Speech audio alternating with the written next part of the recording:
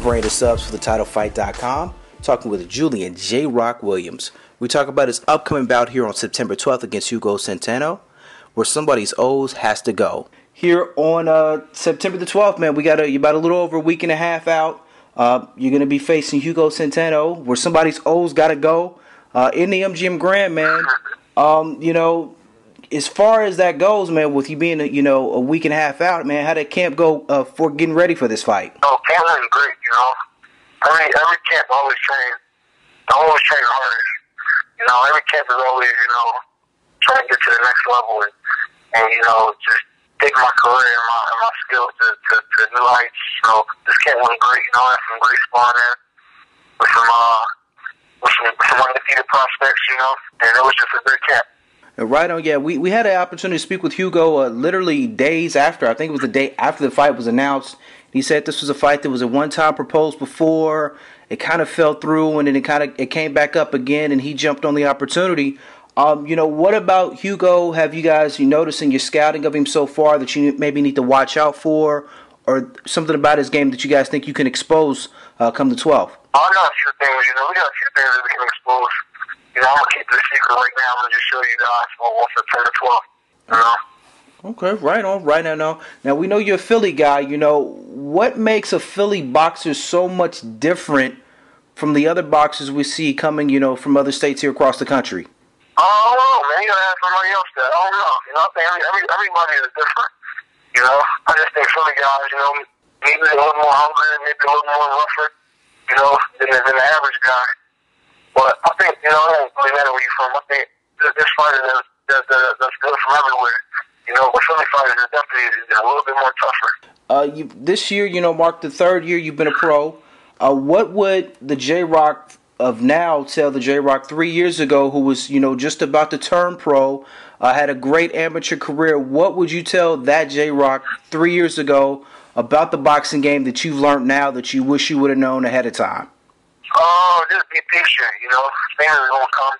I went through a little dry spell, about the second year as a pro. I really wasn't fighting too often. I had some contract problems and stuff like that. I was more impatient, because I wanted I've seen a lot of guys that turn pro after me. I was started to pass me, so what passed me a number of fights, and I just got a little bit impatient. I would tell that kid from 3 years ago just to be patient, keep working hard, and everything's going to come. Because it's coming now. Yeah, and that was actually going to, be my next question. You're going to be a part of maybe one of the hugest weekend, and pretty much it turned out to be the biggest week of boxing, exactly. This is our Super Bowl, World Series, Final Four, everything you can think of all wrapped into one come next weekend. That's why they're calling it the one. What can this exposure do for your career, man? What do you see this fight that you have on the 12th? How do you see that impacting you going forward? It's great exposure, I'm just blessed and thankful just to be a part of this weekend. But it's definitely going to see my career to new heights, especially after I put in a big performance, I just think, it's big, man. I can't even explain the word, it's big. Now, do you kind of feel any added pressure with you being on this platform? And like I said, you guys are really going to help kick off the one weekend. Is there any added pressure to go out and, and make a splash and have folks talking about you and have that buzz building about you that whole weekend? No, I feel added pressure. I'm used to it, man, This is not my first, so-called tough fight. I've been there tough before. If anybody should have added pressure, it's him. He's the guy who, just started fighting 500 guys a couple of months ago. I've been fighting tough fights since I started boxing. I fought Hugo Centeno in his hometown when I was 6-0. And he was 12-2. The only person he lost to was Kareem Mayfield at that time. He lost to him twice. And Kareem Mayfield was about to fight for a world title soon. So, I've been fighting tough fights for a long time, so this is no added pressure on me at all. I'm so prepared for this fight. It's ridiculous. It's just like another day at the office to me. All right, we like hearing that kind of confidence coming from a fighter. I mean, you're heading into something like this. You shouldn't sound nervous. You shouldn't sound shook, and you sound far from that right now. You sound like you're definitely ready for what's to come here on September the 12th. Now, are you going to stick around Vegas, and actually try to catch the one that weekend? Oh, yeah, for sure. All right, so we're asking everybody we talk to at TheTitleFight.com, how do you see things playing out? You know, and especially with you being a Philly fighter, I want to get your opinion on maybe the co-feature, which a lot of people think is going to steal the show, and Danny Swift Garcia and Lucas Matthysse. You know, with that being a Philly guy and Danny Swift Garcia, do you give him a chance against Lucas, who people just think is just a flat-out monster? A chance. He's going to win. Okay. I'm telling you, he's going to find a way to win, man. People don't give Danny credit. I don't understand why. All he does is win, man. I don't understand, you know. I just don't understand. I don't give him no credit. All he does is win. It might not be the cutest. You know, all he does is win. The guy with the goods, man. You might have to get up off the floor. It might be a scrappy contest, but he's definitely going to pull out the win. And, you know, that's kind of the consistency we get from a lot of fighters is that, you know, a lot of outsiders don't give Danny a chance, but they actually say the exact same thing you say when it comes to this fight, to where, granted, he may be the underdog as far as gambling goes, but you're right, all he does is win until somebody proves him different. Yeah. Okay. Right.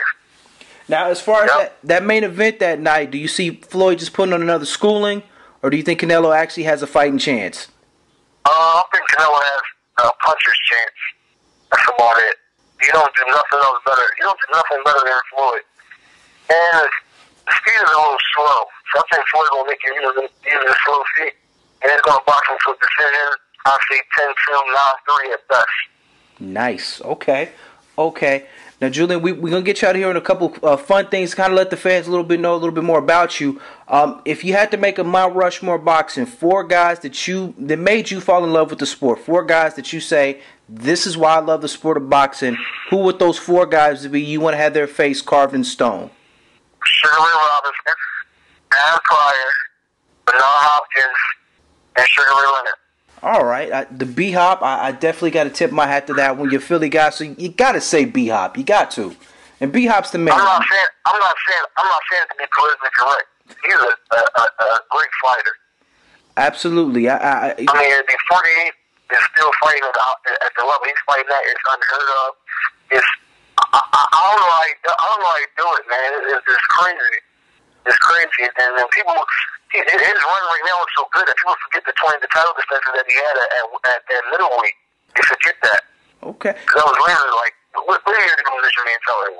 2008? Yeah, that was 08, I want to say. 08. We in 2013, this dude still, Julian J came and gone. He's still fighting at a high level.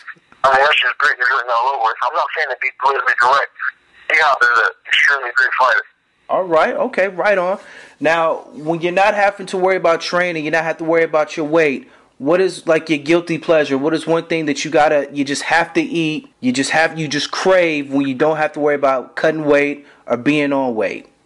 Like when I'm not training and stuff like that? When you're not training, that food that you just gotta have. I'm a big pasta. I like pasta. Okay. I'm definitely a pasta guy. And then what 3 albums do you have to train to that you have to listen to while you're in the gym getting ready for a fight? None. None? I like training. No, I don't need to listen to music to get motivated. I'm so motivated already. Now, where can the fans find you at, man? You got anybody you want to shout out? Anybody you want to thank? I don't really want to shout nobody out, but they can definitely find me on Twitter at J Rock Boxing, on Instagram at JulianWilliams22, and on Facebook at Julian Williams.